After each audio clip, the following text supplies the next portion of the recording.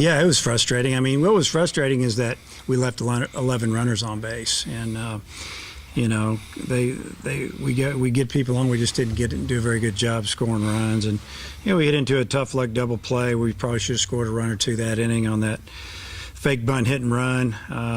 You know, sometimes you have to be in the right place at the right time, and that's kind of what happened there.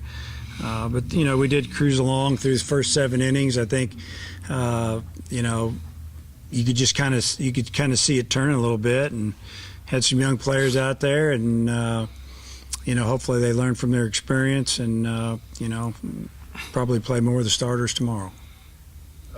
On the mound, Falwell looked like he pitched pretty well. The first inning he came in, got the first out in the 8th. What happened after that, do you think? You know, well, he didn't have a breaking ball at all. He was getting under his breaking ball. He was, you know, throwing his fastball and spotting it up pretty good the first inning. The second inning, you know, he got behind in the hitters, you know, and that's always a definite advantage for the hitters. And, you know, I really don't know. You know, he didn't do a good job of holding runners, and they got a couple of big jumps on him. They hit and run a couple of times, made contact, and they just said heck with it, and they got real aggressive, and it paid off for them. What do you think about the way Colin and James Teague pitched today? I thought Colin did a good job with his fastball. I think he'd tell you that his secondary stuff wasn't there for him. You know, Teague came in, he's throwing the ball hard. Second inning, to me, he located his fastball a little bit better than he did the first, and threw a couple of good sliders. You know, I thought they did a good job. With as well as, I mean, I think it was 22 straight outs without a base hit. With as well as you were pitching, did it surprise you at all to see what transpired there with the last couple of innings? You know, I guess a little bit, but you know, they're a Division I team, and they played some good competition, and they're kind of like us. They've lost some close games, just like tonight, ended up being a 1-run game. So I felt like that they didn't feel like they were out of the game. And when we didn't punch in a couple more runs after we scored, 4 in the third, you know, kind of see it coming a little bit, and that was probably the disappointing part of the ball game for us as coaches, that we just didn't put the game away, and you know, hopefully we'll do a better job tomorrow. A little bit different lineup today. Was that trying to get some guys some rest, or just trying to find something new on offense? More getting guys rest. You know, there's a couple kids that, you know, that got in the lineup. There was one that didn't at first start, and you know, Baxendale's caught a game or two. Definitely need to give Jake a little bit of rest and get him ready for tomorrow on the weekend, and you know, also get those guys some experience. But you know, Benintendi, his first game he didn't play in, and I think it was good for him to sit over to the side and watch a little bit. Hopefully have a good game for us tomorrow.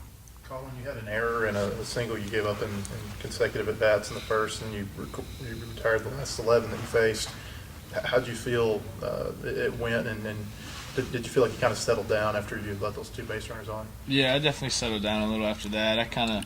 I babied that throw a little, and you know, sure enough, the way baseball goes, you make an error and the ball's going to find you again, and sure enough, the next inning they hit 2 back at me.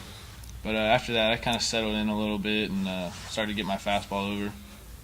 You got a lot of ground balls. Were you keeping the ball low in the zone? Is that what that was? I was throwing my fastball down. Usually you don't really want to elevate it unless there's 2 strikes and it's a purpose pitch. But for the most part, I was trying to keep the fastball down at the knees. Bobby, you got a big hit in the 3rd inning, the 2-out hit. Just can you take us through that? Yeah, you know, just trying to work up the middle, and that's something that's stressed every day by Coach Vitale and Coach Van Horn. And just got some up in the zone, just worked through it, and luckily squeezed through. Shortstop almost made a great play on it, so that was nice to see that get through. How would you assess kind of the struggles offensively, leaving the 11 runners on base today? I mean, obviously that's frustrating, but that's going to happen, and we just need to bounce back tomorrow and learn from it. Coach, you got any update on Serrano and McAfee, their injuries?